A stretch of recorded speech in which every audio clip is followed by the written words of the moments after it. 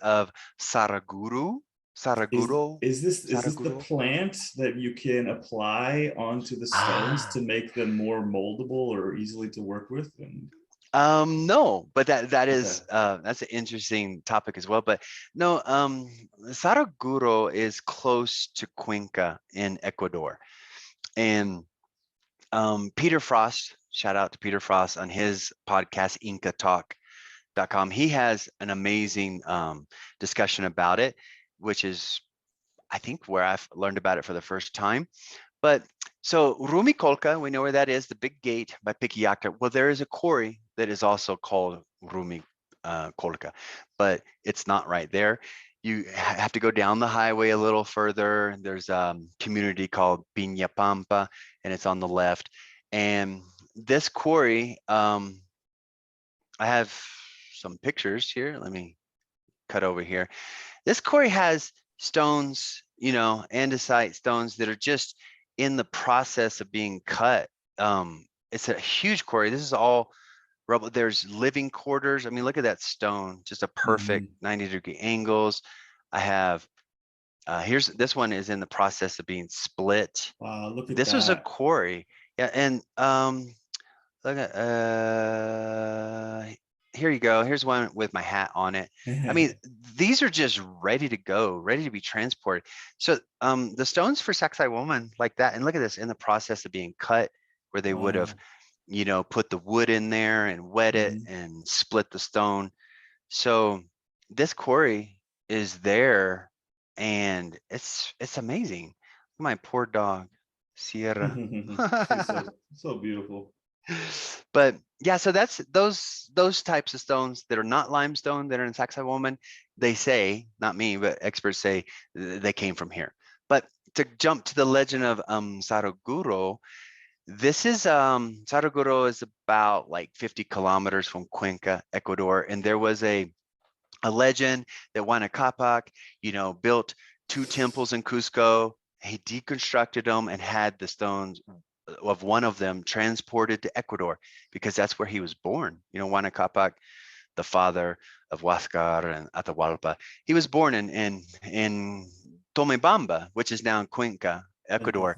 And so there was this legend, they pulled these stones from Rumicolca, the quarry, transported them to Ecuador, and they were going to reconstruct this temple. And then everybody's like, yeah, right. Okay.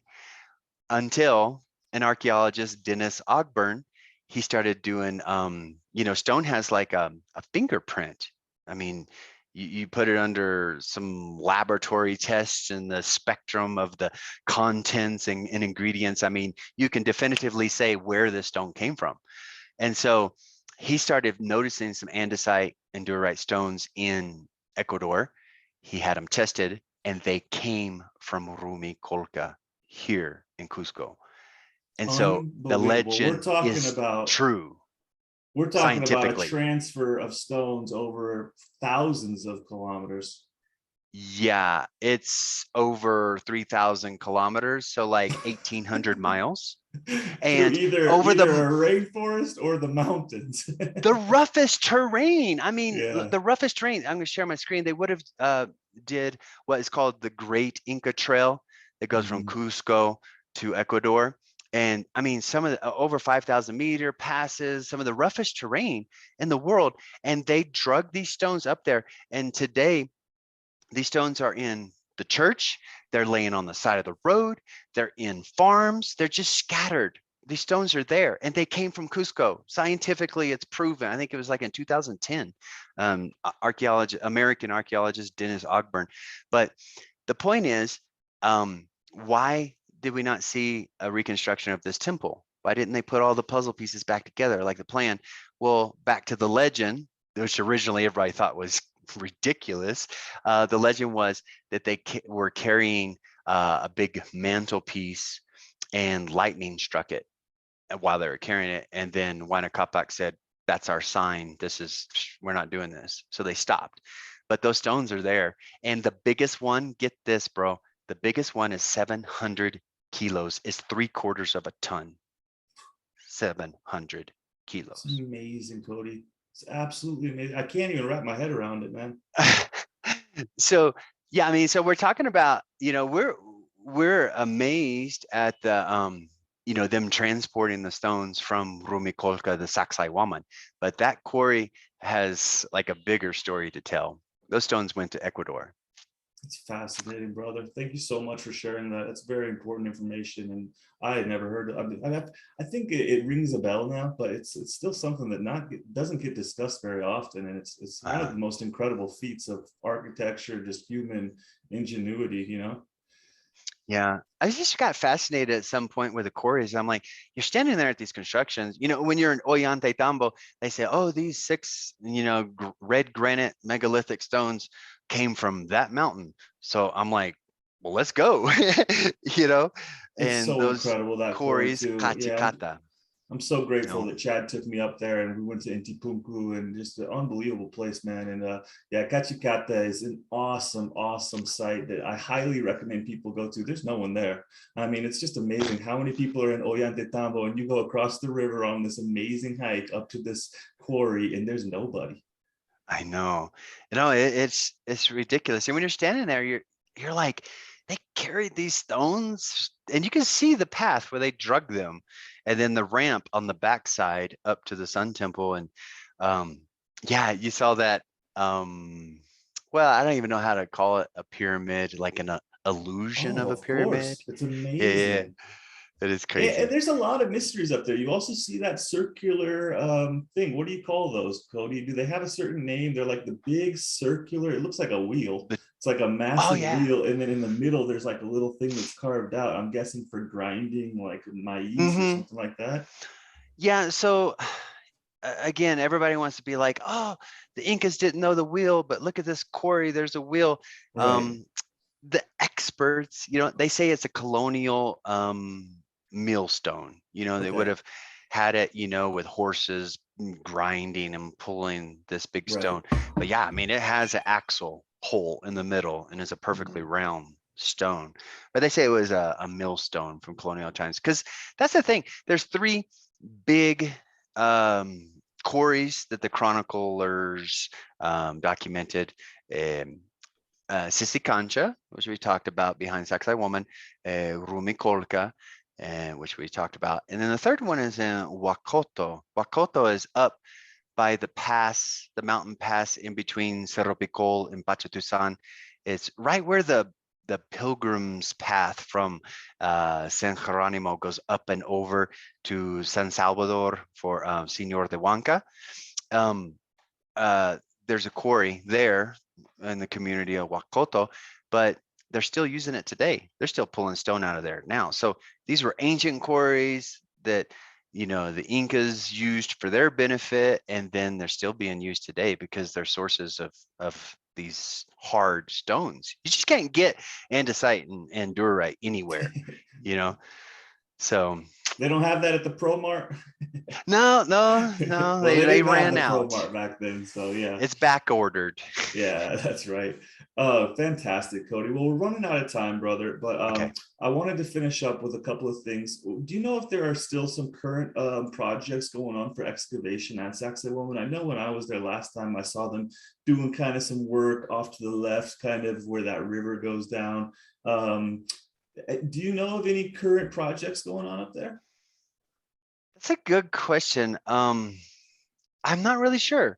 I mean, I'm sure that there's always things ongoing. Um, but I'm not really current on if there's anything. I don't know if There there's was a any new discoveries. Was there a fire in 2010 that affected the site? I had heard of something happening in I don't know. 2010 that caused a little bit of destruction. And I just always get worried about that stuff, because I do hear I about those know. fires getting out of control every year. And there's so many cool sites where, man, if they got badly burned or something, it would not look great. I know. Well, the great thing about stone is, well, the advantage is it doesn't burn. It's not go anywhere. I mean, these polygonal, they have survived all these earthquakes. Like with That's Coricancha, true. they had the church of the Dominican order, the Santa Dominica, and in the earthquake in the 50s, it fell. I mean, there's pictures, it just collapsed. And then the Inca structure just remained. So that's the advantage of stone. I mean, fire is not gonna touch it, but then the disadvantage is you can't carbon date it. Right. There's no way to definitively say who did what and when. All Yeah. it does is just stands there as a testament to its own existence, you know. And the weathering that we see, especially at Mm, Kenko, Kenko is a really good example of the ancient weathering of this limestone.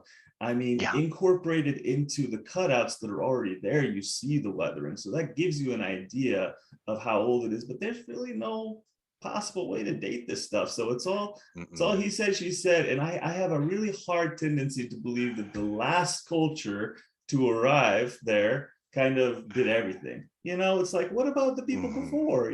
Weren't these stones here before that? Who were they?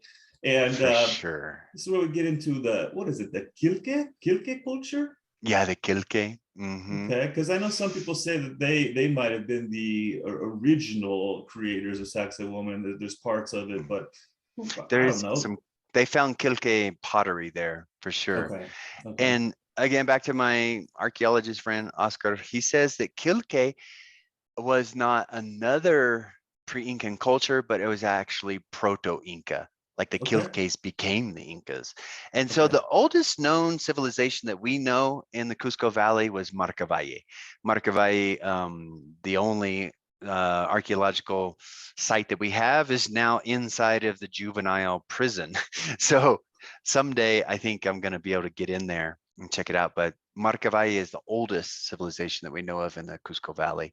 But yeah, I mean, There's I learned countless this. others though, right? The Yeah, Kanchis, I mean, the Kuswi. How many yeah, would you say? I mean, the Chankas, the Kanchis, oh, there's I so mean, it's many. just, yeah. The thing is, my brother-in-law, I don't know if you ever met Karin, he's the lawyer. He is a big reader, and he recently shared a fact with me that I did not know, that the oldest human remains in all of the Americas was found in Peru in a cave, I think in Huancayo. It's like 25,000 years old. So yeah, we don't know. All Is we that know the is that we don't know. Guitaro? The Cueva de Guitaro? I don't know. He Yeah, just told me about I've it heard like two about a days couple ago. of So these. Yeah, it's I need to fascinating. There's so many read up on it. mysteries. Yeah, but Awesome, Cody. yeah. Please, Cody, before we finish, I want to focus on you and what you're currently working on. Can you please share with us? Yeah, I mean, so we have the local hike club here.